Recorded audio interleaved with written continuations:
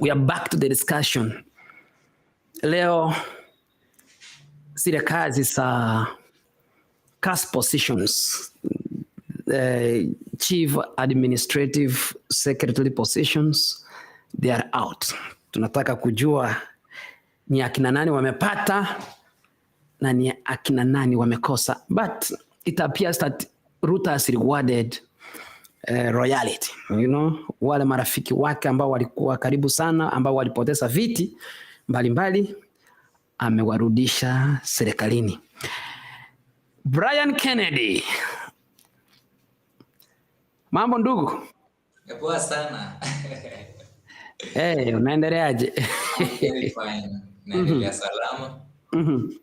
Ni maneno tu ya Kenyan politics that we are trying to understand the flow of the country. Yeah, so as you have seen, every Kenyan has crossed fingers to know why some names missed from the list, the CAS list, and why some names, some notable names were included in the list. Election losers. Many people who are not the mama mbogas President Ruto was promising us. They are not the borders. Yeah, you realize that after unveiling the list, of which it's good for every president to restructure his administration. Picking chief administrative secretaries is a good thing for a president. But now, the reason as why Kenyans are crossing their fingers is because they are asking, they are the whys. There are many question marks on the names that have been picked. The names that were submitted to Parliament for approval include people like Kidero, who is a former Nairobi governor, and he is also a contestant in the gubernatorial race of Homa Bay. We have blogger Itumbi, who has been very notable in Ruto's campaigns and in Ruto's affairs. We have Millicent Omanga, a veteran politician from Kisii who was nominated in the 2017-2022 Parliament. He was a nominated senator. We have Bishop Margaret Wanjiku, who is also a veteran politician. We have Charles Jagwa, who was a musician and was a member of parliament in Nairobi's Starehe constituency. We have Keith Waruguru, who is a veteran politician and was very notable in Ruto's campaign team in the 2022 general election. We have Wilson Sosion. For those who follow teachers' affairs, they know who Wilson Sosion is. He was also a nominated member of parliament, was nominated by the ODM, but dumped ODM and joined Ruto, so he's Ruto's very close ally. We have Isaac Mwaura, who was also nominated and was a member of parliament in the last parliament. We have people like Benjamin Washiari, Nicholas Wumbo, and many other people. You understand? According to the Public Service Commission, some of the functions of the Chief Administrative Secretaries include responding to issues, questions, and tap on the portfolio assigned to the office, and also providing the liaison with the National Assembly and Senate. You see, these are things that affect Kenyans directly. They are not things that serve the interest of a president, however much the president is trying to restructure his administration. So I want us today to have a very candid discussion on this affair, because Kenyans are asking themselves, why these people and why not these people? Why not the poor? Why not the less fortunate? You understand? For instance, like in the office of the Prime Cabinet Secretary, which we deem as it's the second, it is the second rank in the executive. We have Sharif Athman Ali and Isaac Mwaura, Maigua and Rehema Hassan. These are three people who are the chief administrative secretaries in the office of the Prime Cabinet Secretary. In the office of the Deputy President also, we have Miss Wanjiku Mwangi and Nicholas Ngabiya and people like there's somebody called Edwin Sudi. Yeah? So these people, when you look at them in terms of a tribal profiling, you can realize one thing, that one tribe is dominant in this appointment of the CAS in the office of the Deputy President and the office of the Prime Cabinet Secretary. Because here we have 6 people who have been appointed as CAS in these offices, and predominantly we have the Kikuyu community dominating the 2 offices. But when we look at the statistics of the whole 50 names, we realize that Kalenjins, there are 20 Kalenjin names. And the 20 Kalenjin names, it means there is a representation of more than a third of the total number of the CAS. And another issue that is emerging is these people are former election losers. These people are big businessmen. These people have been serving in government positions, and these people have been very close to the president.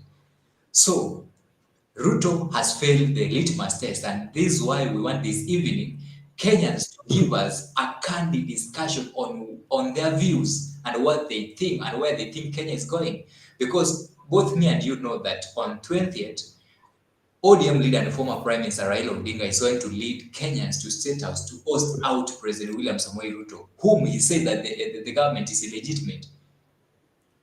Ruto's administration is illegitimate, and this is the latest provocation to Kenyans that shows Kenyans that this government is indeed illegitimate. So let me go back to the host, Senator. Just give people a platform so that they can give us their views, and also when we have gotten the views from the Kenyans, we can give our closing remarks, and we know the direction we're going to follow. Okay, thank you so much, Kenneth. Here, we welcome people to give their views. It is an open discussion. There is a link I have attached to the description. What you can do, just click the link. You will come to this live session so that you can be able to give your remarks or your views, because this is a platform that invites everybody to come on board so that we can be able to discuss about this issue. Today we are discussing about the appointments of chief cabinet secretaries. The list has been released. It's out there. It is in the social media. It's everywhere. We want to discuss about this issue because when I was looking at the list myself, ile kitu ambacho mimi nimeona ni kwamba one tribe has dominated so much. One tribe has dominated on that list, which means that where we are heading as a nation, the fabric of the nation, the inclusivity is not there. Because you must, when you make appointments, the most important thing that you must do as a leader is to have that face of Kenya. But here we are seeing that the appointments are so skewed, and the face that we can see, one face is dominating, followed by another tribe, which to my view is that's not good. Ruto has not done what was expected of him. He has put so many Kalenjins on this list, followed by Kikuyus, and then other tribes have been thrown here and there. But 2 tribes are dominating on this list. Brian. Yes. Nimeangalia hii list, ya? Yes. Vile nimesema nimeona kuna kabila mbili zimedominate sana kwa hii list. Aha. Mbona okay, tunaweza sema Uhuru naye pia alikuwa anafanya hivyo, Kibaki alikuwa anafanya hivyo, Kenyatta alikuwa anafanya hivyo. Mbona ule rais anaingia mamlakani kwanza anashikilia kabila lake? To start with, this office of the Chief Administrative Secretaries is unconstitutional. It's a creation of a sitting head of state so that he can reward loyalty to him. He can reward his allies. He can reward he can reward those people who are close to him, let's say that. Because you know, in the past, presidents in the past have awarded mediocrity, psychophancy, hero worship, and all these kind of things. We have seen in the Kenyan political space that when you worship a sitting head of state, you must be rewarded awesomely. And because the number of positions where leaders can be appointed is limited, Ruto thought it wise that he can create the office of the Chief Administrative Secretaries. It is something that he battled out in the court of law, and because he has the courts in his pockets, he succeeded to get it approved as a constitutional position. So he was given the dockets of the chief administrative secretaries. And now once given that, he has now used it as an M16 to punish other Kenyans, to punish his opponents, to punish Raila Odinga, to punish the liberators of this country, to punish those people who fought for our freedom in this country. Because you cannot tell me that out of 50 positions, and in Kenya, we have almost 50 tribes. If we skew this discussion to ethnic lines, if we have almost 40, why couldn't he have awarded each tribe one cabinet chief administrative secretary? So that the remaining, if we say we have 43, then the remaining can give all the Kalenjins. Why must he pick 20 Kalenjins to represent Kenyans as chief administrative secretaries and followed by the Kikuyu community? This shows how parochial Ruto's administration is. This shows how skewed this government is. And this is why Raila Odinga is saying that the government is illegitimate. Because you can tell me, you can see that this government doesn't know what its functions are. Ruto is supposed to be a figure of national unity, a symbol of national unity. And he can express that through the appointments like these ones. So if he's appointing only Kalenjins here, which national unity is symbolizing? It means he doesn't know what he was. And if he doesn't know what he's supposed to be doing, it means that he was not supposed to be the president for the first place. You realize when Raila Odinga talked about the whistleblower, Ruto changed it as a propaganda and said that now Raila wanted the whistleblower to be the determinant of the win of the elections. No, that was not the affair. Raila wanted Kenyans to understand what transpired in the 2022 general elections. And that's why even is going to lead Kenyans to a state house to host out William Samoei Ruto. Now, because politics, in politics, most of the things in politics are planned. William Ruto had planned that these are the people he is going to appoint. These are the people he's going to nominate to the chief administrative secretary position. Now he has no turning back, because if he turns back his head and his mind on these people, then his administration will fall. After he has rewarded this royalty, now there's an uphill task for him. Will he quench the thirst of Kenyans who are going to swim in the swimming pool in State House? Will he quench the blood of Kenyans who are going to sleep in his bed in the State House? Will he quench Raila Odinga from standing in the grounds of State House to swear himself is in as Kenya's chief of the defense forces?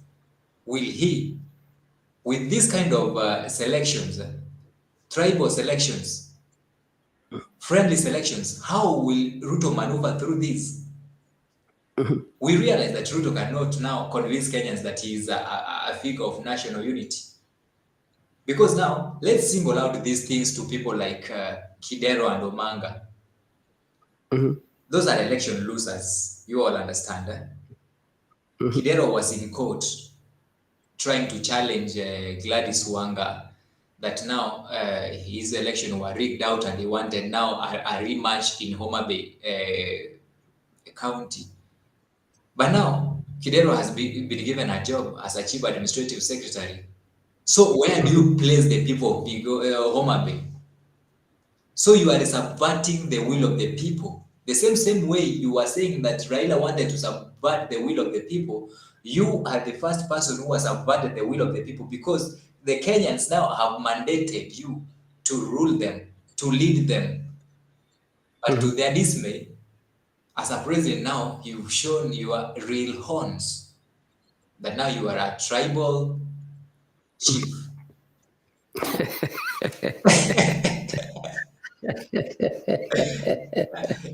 No, okay. You see Kenyans, people who are in Kenya right now. Brian, wacha tuzungumzie hivi. Do we need 50 positions for chief administrative secretary? Do we need 50 people We don't, for the first place, we don't Because need the portfolio. I've seen there's a ministry that has like this one, the Ministry of Mining, Blue Economy and Maritime Affairs. I see it has 2 people. A Ministry of East Africa Community, the ASALs and Regional Development, it has 2 people over there. Most ministries has at least 3 people or 2 people. Do you think this is a plotted appointment? This, as I said from the beginning, is that this appointment is skewed to ethnicity. It is skewed to, how do we call it? Bigotry. There's something we call bigotry in politics, where you put those people who are your real soldiers, those people who can take a bullet for you. You put them in a strategic corner so that they can defend you when any enemy approaches. And here, for this case, an enemies are real Kenyan who are fighting for their rights. So, like now, let's look at the Ministry of Trade and Industry.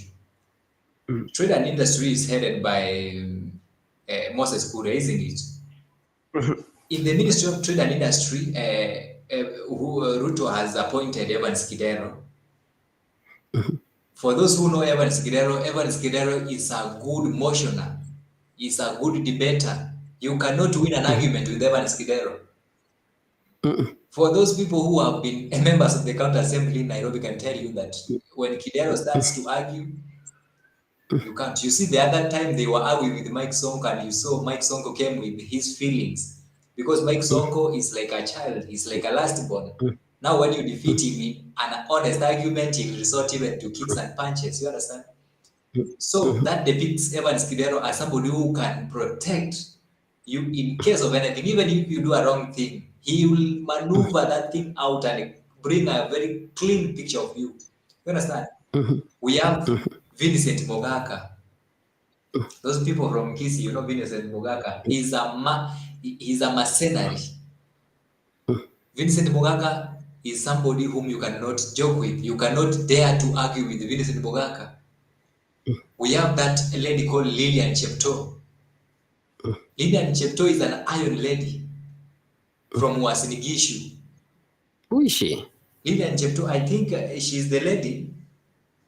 This is the lady whom it was rumored that these are the people who organized Raila's chopper to be stoned. You remember there's a time when Raila's chopper was stoned during the campaign.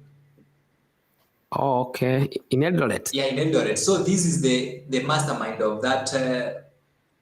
This was the mastermind of that heinous act. Yeah. So he has put mercenaries in the Ministry of Trade and Investments and Industry. You understand? And you understand Ruto is a businessman. Ruto has never been a politician. Ruto has never been a leader. Ruto has been a businessman. He himself agrees that he's a hustler. He has been selling chicken. And he has graduated from selling chicken. He wants now to sell Kenyans and lands. So he has looked for the best there is in his psychophancy circle, and he has realized that Evans Kidero, Kemosi, and Lillian are the people who can protect him in that place. Just look at that. Look at the Ministry of Interior. Have you seen the people he has chosen in the Ministry of Interior? He has appointed somebody like Samuel Tunai. You know Samuel Tunai? You see, there is Millicent Omanga. However much Millicent Omanga may be innocent, but now Millicent Omanga has been placed there strategically to be confusing men. You understand? No, you can't say that. There's nothing Millicent Omanga can offer in the Ministry of Interior apart from shaking Yash. Shit.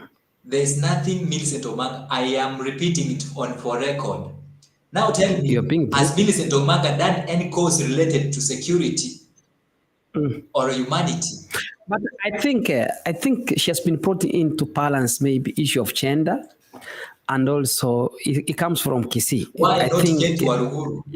Why did he not place Ketu Waruguru there? Why did he take Ketu Waruguru to foreign affairs? If he indeed was a very honest man and he wanted to appoint Kenyans as per what their profession is, why didn't he appoint somebody like Ketu Waruguru there? Because Ketu Waruguru has done public relations, isn't it? And the Ministry of Interior thrives in public relations. Why did he appoint her there? I think even the Minister of Foreign Affairs deserves that. You know, it's a face. It's someone who can represent Kenya, you know, even abroad. You know. Yeah, you can represent Kenyans abroad, but we also need ourselves first, because if we want to develop as a nation, our interests must come first before we get the interests of other nations. So if Ruto could have been honest, let us talk about Itumbi. Dennis Itumbi. Dennis Itumbi, which ministry was he given? He has been given a ministry of, was it ICT? He has been given the ministry of ICT. Yes. For Dennis Itumbi, for Dennis Itumbi, I think he has been strategically placed because that's the right place for him. But again, what is the academic competency of Dennis Itumbi before we go very far? Because however much Kenyans may argue that academics is not required here, but have you ever followed the academic competency of Dennis Itumbi? I think he's a journalist. Now, being a journalist is different from being a chief administrative secretary, because before, why didn't he go and become a journalist? Why is he becoming a chief administrative secretary? He has graduated from a journalist to a chief administrative secretary. From which university? From which institution? I think being a journalist, and he has worked with media before, and now he's in the Ministry of Information, Communication, and the Digital Economy. And actually, I think he has been the one leading Ruto's campaign on digital platforms. You know, when it comes to digital, he was in the forefront in Ruto's campaigns, and I think he has been awarded to the same platform. I don't have a problem with the Dennis Itumbi, but I'm asking about his academic competence, because I remember very well when Dennis Itumbi was asked he has a diploma from Kenya Institute of Mass Communication, which he used the forces of coercion to intimidate directors in the Kenya Institute of Mass Communication to get a diploma after he had dropped out of that school. Because Dennis Itumbi never enrolled into the Kenya Institute of Mass Communications. It's even in the public library. It is only that now people are afraid because now he is in the deep state. I'm saying that those people who are already in Kenya, they know that. But they cannot speak because they don't have that freedom, because the following day they'll find themselves in Rivayala, they'll find themselves in Karuna. But the reality is, Dennis Itumbi intimidated directors in the Kenya Institute of Mass Communication. Basi, there's a video I want to play ya Brian, ya jana. Rigathi aliongea maneno, aliambia Raila Odinga kuhusu hii mass action ambayo inakuja on 20th, and he spoke so harshly about Raila Odinga. Let us listen to this video. Muongee na watu wa Trans Nzoia wafanye ukulima na biashara. Hii maneno ya hii mzee ya maandamano waachane naye, kwa sababu it is useless. Sasa yeye anapiga kelele ati unga iko juu. Siku alikuwa anasaidia Uhuru Kenyatta akiwa mshauri yake, unga ilikuwa 250. Hakufanya maandamano, hakuambia Uhuru ateremushe. Saa hii tumeteremusha, imefika 175, anataka ati kufanya maandamano. Siku fertilizer ilikuwa 7,000, hakuongea. Saa hii iko 3,500, anasema maandamano. Sisi tuko na kazi ya kufanya kumsaidia huyu rais wetu. Wacha nikuuliza Brian. Yes. Unga imefika ngapi? Mfuko wa unga 2 kg. Unga is a drop. Some shops are even selling it at 220. Amesema iko 170. 170 kwao peke yake.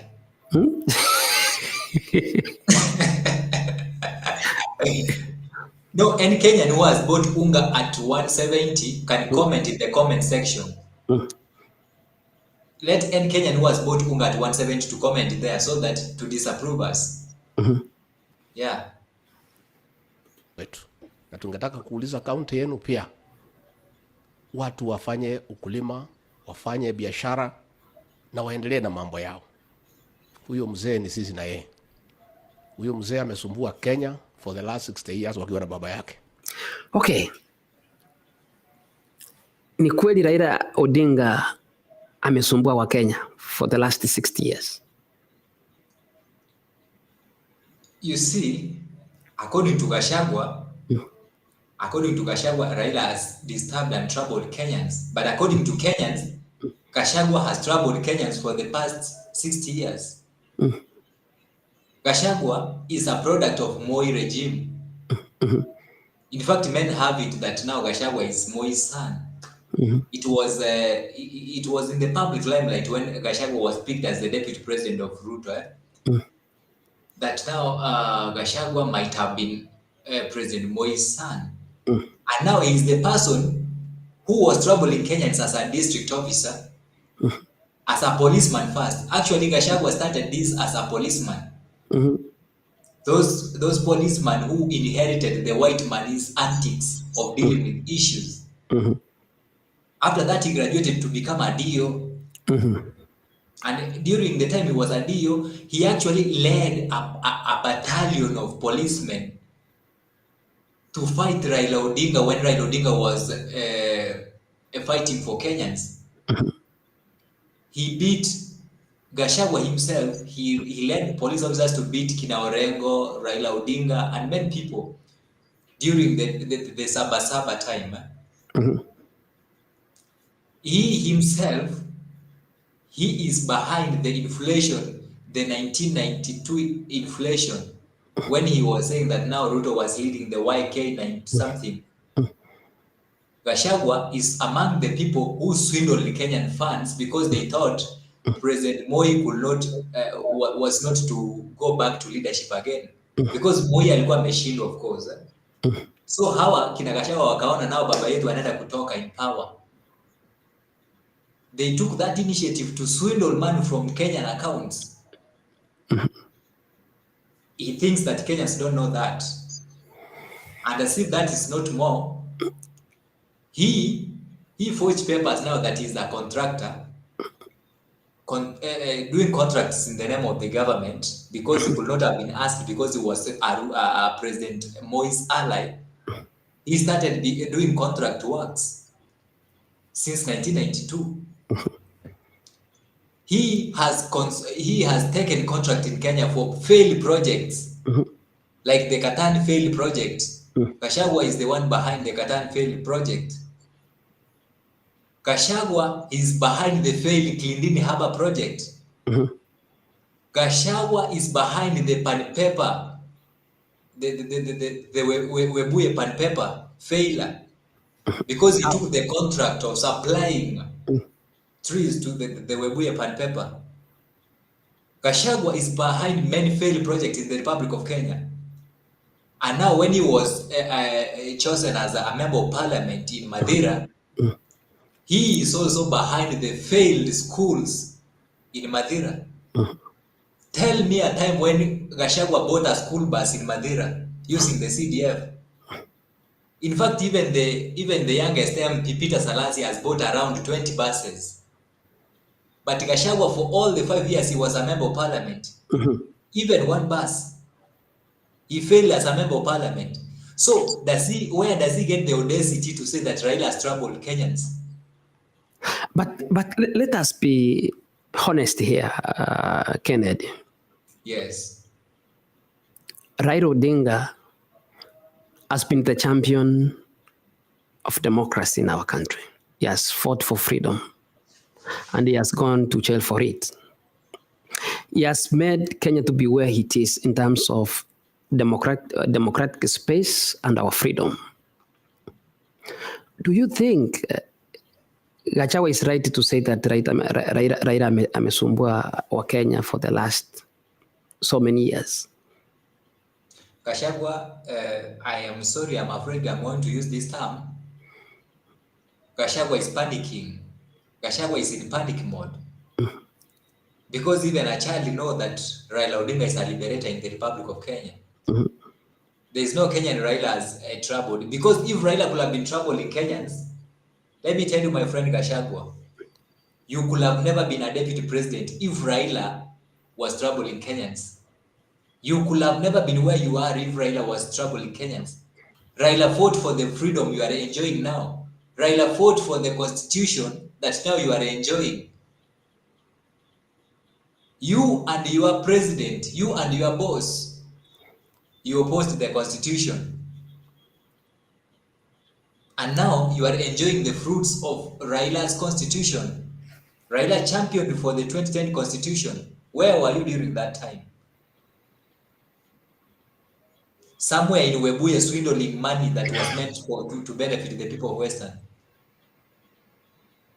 When Kenyans were fighting for the constitution, you were busy sourcing for contracts, government contracts, so that you can enrich yourself.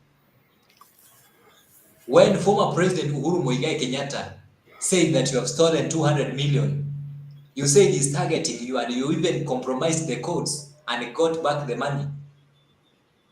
But you are forgetting one thing.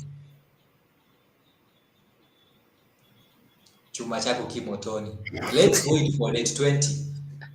If Raila is not going to host you people out of State House, then God is going to host you out of State House. But Brian, nadhani kwamba Raila anafanya kazi nzuri kwa sababu kama sio Raila Odinga, imagine what could be the situation right now, kwa sababu Raila has managed to put these people in a corner na wameanza kurealize no, ile makosa wanafanya wanaweza rekebisha namna gani. Yani Raila Odinga ni kama anawaamsha, anawachachamsha. Bila Raila Odinga, do you think this guys can work? These guys can't work, but these guys, again, they are pretenders. Right now, they are feeling the heat. They are feeling the heat because Raila Odinga has put them on track. But given a situation where Raila Odinga could have not been there, I fancy that we could have been sold. You see, the day William Ruto says he's going to put down the Bible, that is the time maybe he could have signed a treaty with the American president, whom is his surrogate. How do we call him? Biden. That's the time he could have even sold Kenya to the West. Because whatever is happening here, I think Ruto is selling us. That's why he's even accepting GMO. That's why he was even... You see, Ruto, if it were not for the public, Ruto could have even signed that thing of LGBTQ to a law. Only that he realized now Kenyans are watching him using Ruby.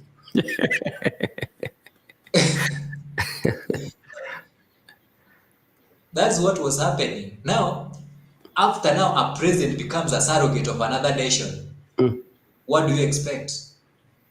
We need 5 Raila Odingas in this country for us to be liberated. Wakati ya kumalizana na hiyo mtu ni wakati huu.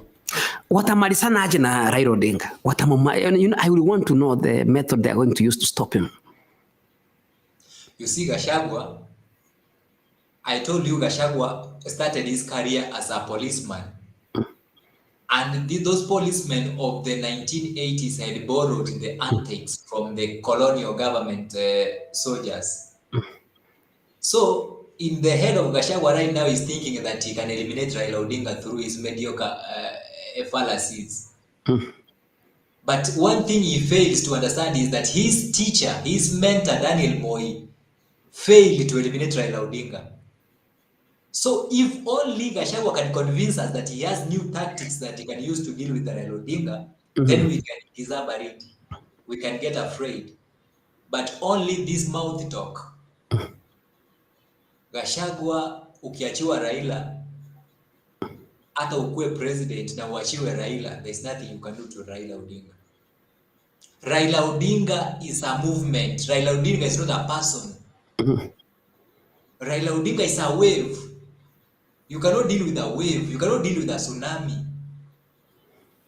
Raila Odinga is an entity. The way you say Kenya is a company. Raila Odinga is an entity. You cannot deal with an entity. So, not unless you tell us the measures which you are going to use, but if you are going to use those, your paroch, your reke squad and... Na ataenda akiedanga. Kwa hivyo, nyinyi msijali, sisi tufanya kazi, na nyinyi muendelee na kazi. Kazi gani? Muongee na watu ya Transoia. Ni kazi gani Gachagua anafanya? Can any Kenyan tell us the work Gachagua amefanya since I get into power? Ile kazi Gachagua amefanya. Now let's start from there. Kama amefanya kazi yoyote, tell us kama amefanya kazi, so that we can also believe all these other jokes that you can stop Raila Odinga. Sikia na hii ya jana Ruto aliongea pia. We are a nation because we have decided to submit ourselves to the constitution and to the laws that govern our country. It is the way to be a nation. And I want to tell our friends, my elder brother, Mr. Raila Odinga. Mbona achaita Raila Odinga kitendawili this time around? First of all, look at our president. First of all, Kenyans, look at our president. The size of our president compared to the past 2 weeks. Our president has reduced in size. And for us, even a little child knows that for somebody to reduce in size, there must be stress somewhere. Ruto has no money stress. Ruto has no wife stress. Because tungesema saizi, stress yake inatoka kwa bibi ama hana pesa, stress yake iko kwa pesa. Hizo stress haziko. The only stress remaining is Raila Odinga stress. You see the result? Amekonda. That's the first. The other thing, Ruto is authoritative. Where is the authority now? Where is the authority? Why can't he say that ile mse akitendawili sasa inataka kututishia na maandamano? Where is the authority? Where is the oomph? Where is the fortitude? If you are a real man, why can't you tell him do whatever you want to do? Why do you call him your brother when you have been calling him mse akitendawili mwenye anakuuzia uoga? This tells you that Ruto for the first time has felt the heat from Raila Odinga. He thought that Raila Odinga is the same person who went for an handshake at a Rambe house with Uhuru Muigai Kenyatta, and as simple as he is, he thinks that now Raila Odinga is somebody who is going to be silenced by mere words. This time round, you are not going to silence Raila Odinga. This time round, you are going to pay for your sins. If indeed you were elected by Kenyans, you are going to open the servers, because Raila Odinga has three things in mind. Raila Odinga gave you an ultimatum of 14 days. He told you to open the servers. He told you to reduce the cost of living first. But let me ask you, Brian, is Ruto the one who's supposed to open the servers or IPC? Ruto is the commander-in-chief of the Kenya Defense Forces. His order can work miracles. And Raila only wants the order of President Ruto to the IEBC officials. But IEBC is independent. It's independent, but he has been giving them orders all through. So if it could have been independent, he could have left Kenyans to deal with it. He could have left Raila Odinga to go and access the servers. Because there's no day we have even ever heard of Chebukati saying that, oh, now we are not going to open our servers. Now, they have been now giving us a lame excuse that they have opened the servers. Kenyans, let me eliminate you. We have a front end and a back end in any server of information. So even if you open for us a front end server, it doesn't mean that we have accessed the information and the analytics of the information. We want the back end of the IBC servers where information of votes were trickling in from all constituencies, from all tallying centers. That's what Raila Odinga is asking for. Raila Odinga is not asking for the final result. Raila Odinga is asking for the back end where results were entering that server. So, we cannot who is have bringing the propaganda that sets servers of are laws open? in Kenya. Which servers are open? It's not Can any possible. Kenyan go to the IEBC portal and tell us that he can see where the results came from? So that maybe we can say now Raila is wrong to demand for the opening of the servers. But do you think the mass action will proceed to State House? Do you think that procession will be successful? It may look as simple as this. We have many countries that have worked miracles through these processions. We have Sri Lanka. We have even Israel. But let's take Sri Lanka as a case study. Sri Lanka had a very powerful head of state, a very authoritative head of state. He is actually a world strongman. But when the opposition led a march to State House, you saw what happened. Kenyans are tired. It may look as simple as it may be looking now. But at the long run, if Kenyans decide now that now enough is enough, my friend, there's nothing that can stop Kenyans from occupying State House. I could have been in Kenya by now. I could have joined the procession. If I were to be in Kenya on Monday, I could have been the first person to touch the State House gates, so that we bring the gates of Babylon down.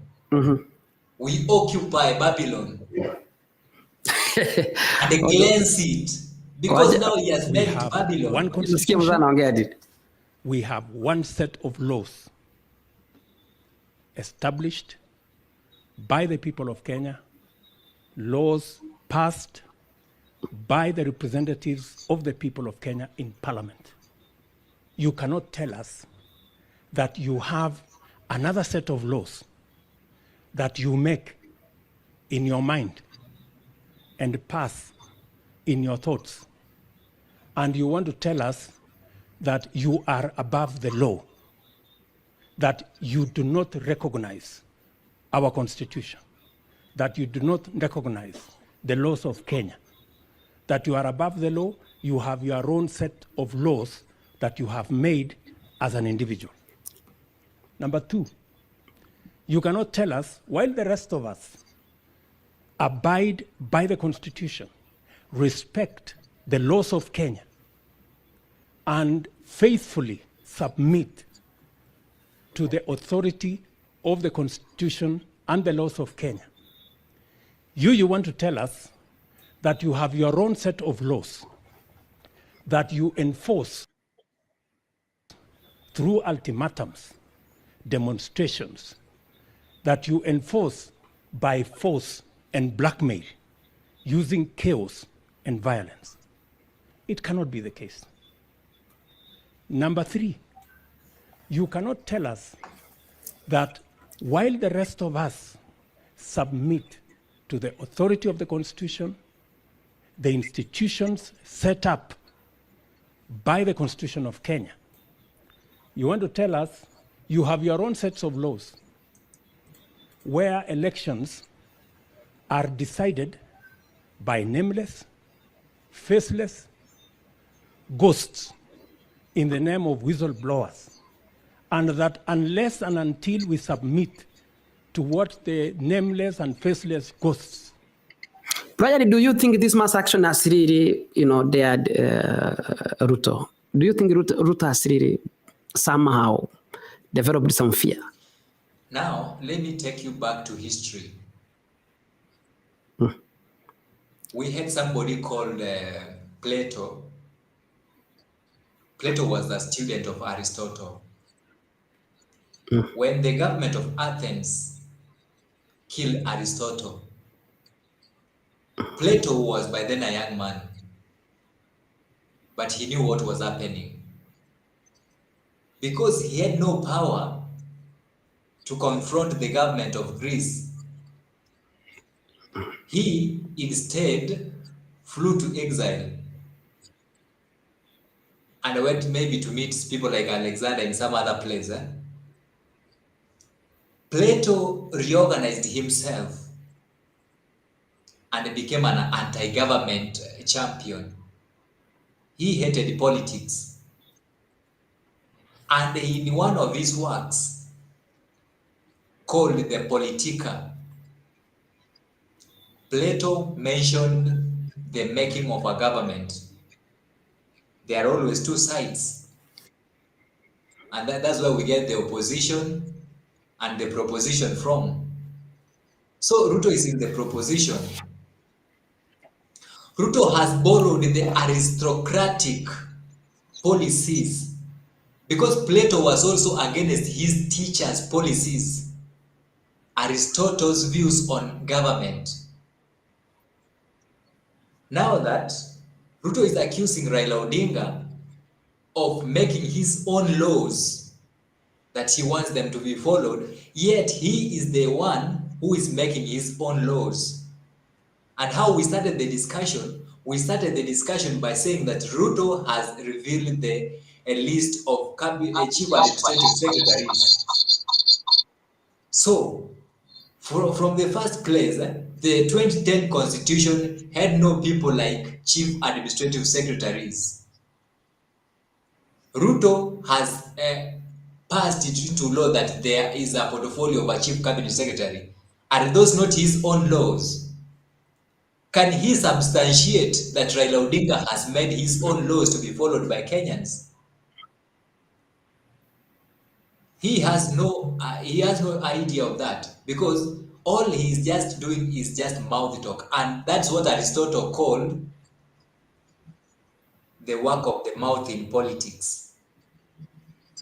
In politics, you need a mouth as an asset, and that's what Ruto is good at. Cheating the masses. Ruto is a liar.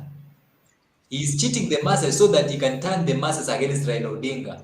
But the hard life of Kenyans is teaching Kenyans a lesson that now Raila Odinga is the real liberator who is going to take them to Canaan. So all this cheap propaganda of saying that Raila Odinga is making his own laws are things that do not exist in the minds of Kenyans. Because he himself, he is the traitor who is making his own laws by using the influence of being the president. The issue of 20th has gotten into the mind of William Samoei Ruto, because if it had not gotten into his mind, he could not have even built security at State House. Because State House normally has around 300 elite unit, GSU. But I heard, however much I've not confirmed, that there are military who have been deployed around State House. Why deploy military in State House if you know you are doing the right thing? And the law of Kenya does not allow the military to guard State House. And not those are your own laws, Mr. William Ruto. Why are you taking Kenyans for a ride? Why for once can't you use the word you are claiming to be? You are claiming to be a prophet, a Christian, a Messiah. Why can't you for once tell Kenyans the truth? Why must you have to blame everything on Raila Odinga? Why must you have to say that now Raila Odinga was in government from 2018 to 2022 and that's why fertilizer was up, that's why maize was up, that's why everything was up? Why do you have to cheat Kenyans? Simply because you have the platform of Kenyans listening to you, and simply because by virtue you are a president, you can be listened to. Now you want to take it for granted. My friend, we listen to Raila Odinga. We listen to Raila Odinga more than even we listen to our heads. I don't think whether Raila Odinga has ever cheated Kenyans on any one affair. So there's no need of dragging Raila Odinga's name into your failures in your government. Manage your government. You are crying for the government. And Raila Odinga is not the reason as to why your government is failing. We never elected you, William Ruto and Gachagua, for those little people who voted for you. We never accepted you to be the president so that you tell us, or you are not being paid. That is, you are not being paid to tell us who did what. We are not paying you as a president to tell us how Raila caused inflation in the country. We are not paying you to tell us how the President Uhuru Kenyatta administration failed Kenyans. We are never paying Gachagua to tell us how dilapidated the economy was. We are never paying you to tell us how Raila is making his own laws. That's not the purpose as to why we are paying you as a president. We are paying you to deliver. Where are your policies? What is sera zako apart from appointing tribals cabinet chief administrative secretaries? Where are your policies?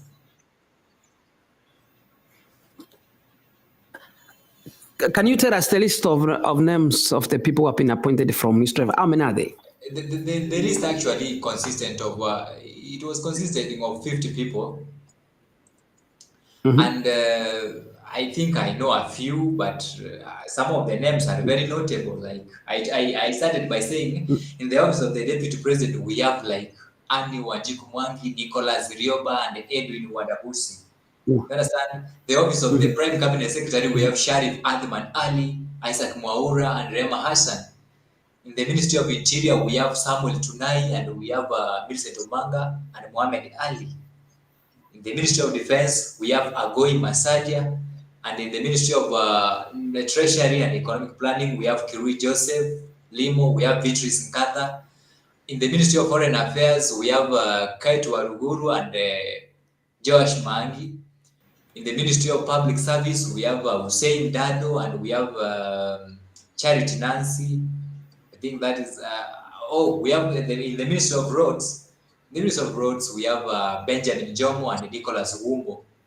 In the Ministry of Lands, we have Onesimus Ngujiri, that's Kimani Ngujiri, and we have Kioko Nyaqa. In the Ministry of ICT, we have Davis Itumbi and Simon Kamau. In the Ministry of Health, we have James Kamanthi Baluka, and we have Hatim Mwashetani.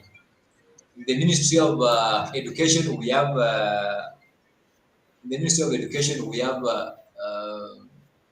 Stephen Lodeve, and we have Mark Lamnokol, we have Anab Mohamed Ure. In the Ministry of Agriculture, we have Kiptanui Jackson and Daniel Wamahio. In the Ministry of Trade, we have Evans Kidero and Vincent Mogaka and Lydia Chepto. In the Ministry of Cooperatives, we have Bishop Margaret Wanjiru and Amos Chege. The Ministry of Youth Affairs, we have Wesley Koril and Jaguar, the musician. In the Ministry of Environment, we have Wilson Sosion and Rehema Lida. In the Ministry of Tourism, we have Jacqueline Mwenesi and Nyaqa John. In the Ministry of Water and Sanitation, we have Chrysantas Wamalwa and Sunya Ore. In the Ministry of Energy and Petroleum, we have Mary Senator and John Lodepe. In the Ministry of Labor, we have Elijah Gitonga. In the Ministry of East African Community and ASAL and Regional Development, we have Mwanamaka Amani and Riley Lay. In the Ministry of Mining and Blue Economy, we have David Kipkoril and Fred Outa. And the State Law Office, we have Alan Kibet Koskei. Those are the 50 names of the Chief Administrative Secretaries.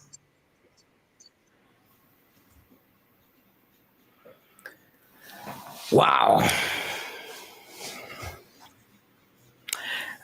So we don't have regional balance or tribal balance on this appointment. This appointment is skewed to ethnicity, tribal, and what can we call it?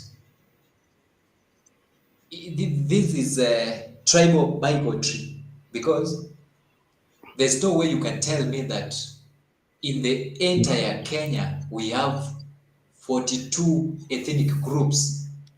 Currently we have 43 ethnic groups.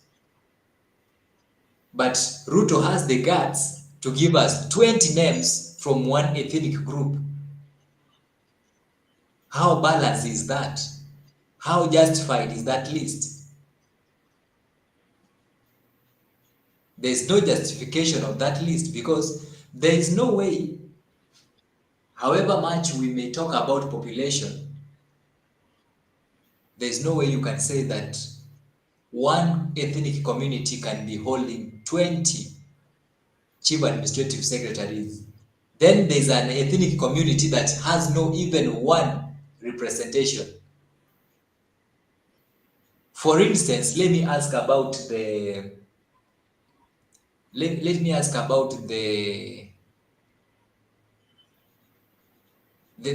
Korea group. Huh? People from Korea. Do we have even one name from Korea? Are the Koreans not Kenyans?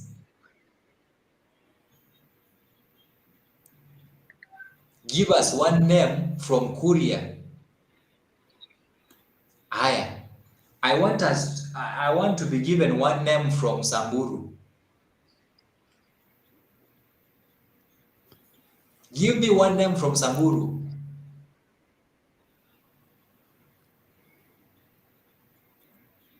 No name. Give me one name from we have from Lodwar. Let's just pick something from Lodwar. Give me one name from Lodwar.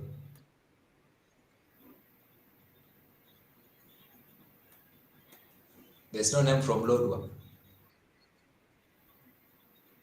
The person on the screen is Joash Maangi. You see, these people, all these are election losers. They are people who have been state officers for the past 5 years. Now they have been awarded awesomely. When we talk about Joash Maangi is a traitor. He rushed at the last minute. He came to state house at the last minute. We don't know. Brian, now we are 1 hour to the stream. I just want you to give your final remarks. For me, what I'm seeing is all these antics of President William Samoei Ruto, like the recent poaching of members of the ODM from Luo Nyanza, making Raila to face those hurdles in his backyard, are signs of a wary president. Ruto is very wary, and this development that is coming ahead of Raila Odinga's 20th March protest in Nairobi to oppose Ruto's presidency, whom he claims that he's in office illegally. His office is illegitimate. Yeah. This shows that now William Ruto is feeling the heat. And what I want to tell Kenyans is, let us not pull back. Let us not betray our fathers. Our fathers fought for this freedom. Our fathers fought for independence of the Electoral and Boundaries Commission, the IEBC. If we don't march to State House, then there will be no electoral justice in Kenya. The unga you are saying that is going to drop down will never drop down to like the 100 they are saying about. Instead, it's going to be like 300 or 400 by the end of the 5 years. And when we will reach around 2026, they will behave in a way that is likely to suggest that they want to drop the price again. And they will lure you again to elect them for the second term. But the fact is, these people are shortchanging us. These people are messing up with Kenyans. Let's stand in solidarity with Raila Amolo Odinga. Let's liberate Kenyans. Let's have an independent and electoral and boundaries commission that will determine leaders through the ballot and not through the shenanigans I saw Chebukati doing during that time. Let's have a real independent electoral and boundaries commission, and that's what Raila Odinga is championing for. Let's have low cost of living. Let us control the dollar. Let us control inflation, because these are the things that we are able doing ourselves. For instance, the price of fuel. Price of fuel is something that the government can control. It has been done in all civilized societies. around 50% of the cost of petrol is government levies and taxes.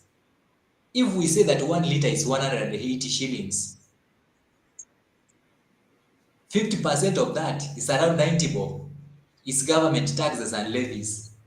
Ruto is saying that he cannot subsidize that by reducing government levies and taxes so that Kenyans can enjoy a cheaper rate in petroleum products. But him, that he continue to tax these things. So this is the same country Kennedy. that President Ruto wants to tell us that he's going to reduce the cost of unga, and he has not reduced the cost of fuel, because the cost of power affects all these other commodities. You reduce the price of fuel, the price of unga will reduce automatically. Even if I've never gone to an economics class, I know that the source of power is the source of all this livelihood. You reduce the price of fuel, you reduce all these costs of unga and all these other things. So let's stand in solidarity with Raila Amolo Odinga. Wow. Thank you so much for your time. Thank you so much for coming to the show. I think we have enjoyed and people have been informed. Thank you so much, Brian. I'm elated. I appreciate. Each and every other day, we are going to have these candid discussions in the Republic of Kenya so that we know which way should we follow. Let's not be shortchanged each and every other times. Let's get the reality. Let's get the truth. This is the Kenya News Alerts TV. For those who don't know,